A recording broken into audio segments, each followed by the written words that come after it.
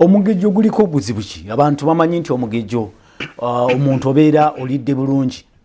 Omugejjo ogwo omuntu yes wandibadde obwetaaga okulya obulungi naye ate omugejjo guno first of all gukubuza emirembe ogukuleetera endwadde olwala endwadde zobadde tuwetekedde kyebisonga lwaki tufuna endwadde nga pressure naye ziva ku ki ziva ku bintu omubiri guba tegusasobola kweyamba veins ezitwala omusaayi zibadde zizibikidde amasavu abasinga wesanga n'okwesanga nti n'omusaayi talina kubanga batwala more of fresh meat, batwala more of meat than vegetables.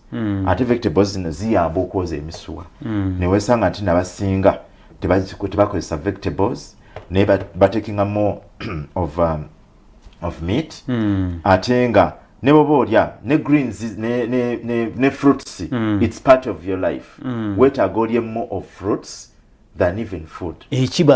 Ekibala kirungi nnyo kigogola emisuwa kikuzaamu amaanyi by the way bwoba olidde ebibala ebyo biyinza n'okukuuma ekyemisana. Download the Salt Media app from the Google Play Store and the Apple App Store.